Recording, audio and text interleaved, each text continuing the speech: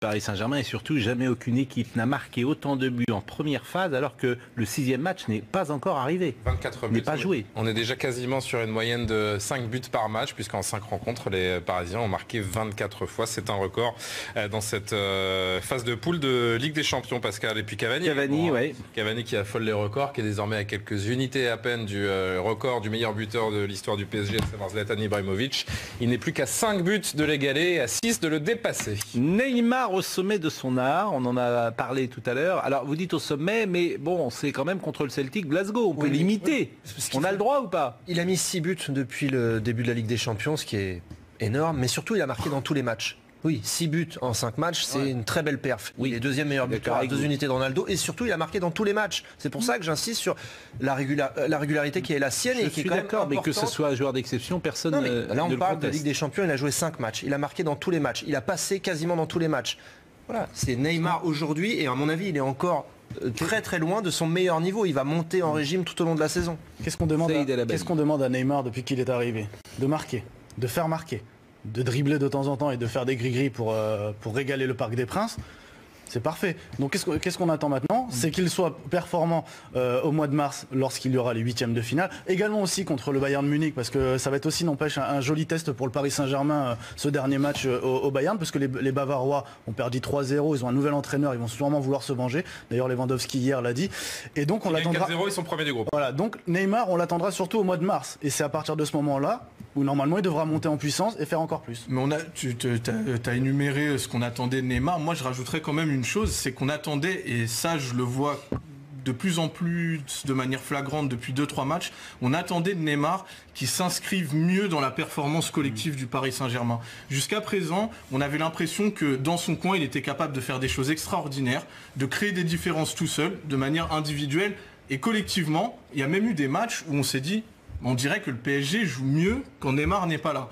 Là, depuis 2-3 matchs, c'est absolument pas le cas. On voit que la performance d'ensemble est bien meilleure. Et Neymar, je pense, arrive désormais à mieux s'inscrire dans le collectif. Des chiffres sur Neymar, on va l'écouter bien sûr Neymar. Compétition confondue depuis son arrivée au Paris Saint-Germain, c'est vrai que ça va dans le sens de ce que dit Florian, ce sont des performances déjà exceptionnelles avec si peu de temps passé au club, 14 matchs, 13 buts, 8 passes décisives, donc impliqué sur 21 buts en 14 matchs, toute compétition pour Neymar. Bernard, ça vous épate? Moi j'attends la suite parce que c'est vrai que ça commence à partir du 8e. Pour l'instant, le plus beau match que je l'ai vu faire, c'est contre Paris justement. Quand il a été décisif, il a marqué. Contre Paris? Oui. Ah, avec le Barça, la remontada. Oui, c'est là qu'il a. C'est bien sûr. Ouais, sauf que là, on parle depuis qu'il est au PSG. Ça servait à quelque chose. Là, pour l'instant, Là, c'est quand il a joué contre le Paris Saint-Germain. C'est une mise en bouche. Merci Bernard. C'est une mise en bouche. Là, c'est des hors d'œuvre, tout ça. Bien sûr, il faut voir. Moi, ce que j'aime pas trop, là, c'est quand j'ai l'entraîneur l'autre jour quand il a expliqué tout le truc sur les boîtes de nuit, tout ça, ça c'est pas possible. Genre, c'est un jeune, il faut qu'il ait une boîte de nuit. Je le comprends. Tout ça, il faut qu'il s'amuse, machin, qu'il faut qu'il voit ses copains. C'est la première fois de ma vie. Ça fait longtemps que je suis le football. C'est la première fois de ma vie que j'entends un entraîneur protéger un joueur de cette façon-là dans sa vie privée. Je veux dire, c'est la première fois qu'un joueur coûte 222 millions d'euros. C'est une icône intouchable et que Neymar, là, vraiment, c'est la voix de son maître, on peut dire. Le patron, c'est Neymar et Emery est là pour... En même temps, est-ce que les entraîneurs sont questionnés là-dessus? C'est un peu triste de voir ça parce que prenez le Real, je veux dire, par rapport à Zidane, il y a quand même un respect, etc., etc.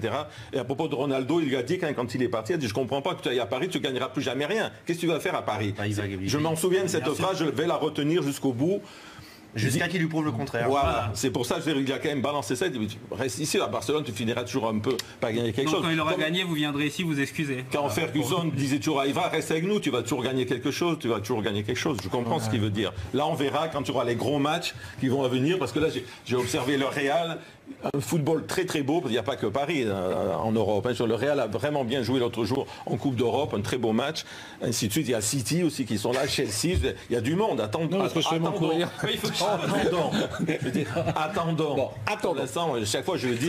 Neymar, est-ce qu'on peut l'écouter? Allez-y, la voix de son maître. La voix de son maître. Il n'y a aucun problème. Je n'ai aucun problème avec personne. Ce sont les médias qui ont inventé tout cela. Je ne suis pas le seul à qui ça arrive. Je me sens très bien avec tous mes coéquipiers. Je crois surtout que c'est la presse qui a un problème, pas moi. Et on va écouter Emery, peut-être sur Neymar qui répondait à ces fameuses rumeurs de mal-être au sein de la capitale. Bien évidemment, mais bon, ça je pense que tout le monde est au courant, puisqu'on parle très souvent de ça dans cette émission. Si vous l'écoutiez, vous le sauriez. On va écouter Unai qui parle de Neymar. C'est extraordinaire. Et c'est un joueur que nous voulons et aussi il veut être dans le terrain.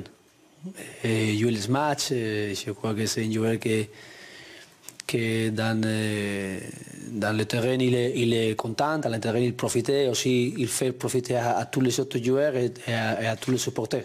C'est pour ça que c'est extraordinaire qu'il est dans le terrain. Bon, est-ce que le PSG n'est pas prêt trop tôt? Alors ça c'est une drôle de question quand même. Non. Merci. Absolument pas. En tout cas on va voir le bilan du premier tour. Non mais c'est vrai que c'est... Pourquoi donc le PSG n'est pas prêt. Il y a eu des très bonnes campagnes du PSG en phase de groupe par le passé avec des matchs probants. Non, c'est le juge de paix, c'est le mois de février-mars. La plupart des équipes sont programmées pour que le pic de forme, notamment physique, soit à ce moment-là. Voilà, on ne sait pas d'ici là dans quel état. Est-ce que déjà l'effectif sera le même? Est-ce qu'il sera amélioré ou au contraire, est-ce qu'on aura retiré des joueurs? Est-ce qu'il n'y aura pas des blessés supplémentaires? Parce que là, ça tourne en flux tendu quand même, notamment au milieu de terrain. Non, justement, ce qui est important de rappeler, c'est que pour la première fois depuis la saison 2013-2014, Paris va probablement, on l'espère, finir premier du groupe. On va appuyer juste le propos de Florian avec cette infographie qu'on a préparée. Les 3 dernières saisons en phase de poule de Ligue des Champions, Paris à chaque fois terminé deuxième. C'est pour ça qu'on se pose la question, parce que là, Paris carbure déjà à plein régime avec ses 24 buts marqués. C'est justement, est-ce que c'est pas trop tôt pour être à plein régime? Non, parce que justement, ce qui est important, c'est que là, grâce à ce rythme-là, ils vont peut-être finir premier du groupe. On a vu l'an passé qu'en finissant deuxième, ils ont tapé Barcelone en 8e. Le mois de février, c'est un mois qui est compliqué pour avoir des gros matchs comme ça. Donc non, il faut aussi penser que l'an dernier, ils avaient le Real dans leur poule. C'est pour ça qu'ils finissent deuxième. Là, ils avaient le Bayern. Ils n'ont pas fait la même erreur. A priori, ils vont finir premier. Et à mon avis, ça va se payer positivement au mois de février prochain.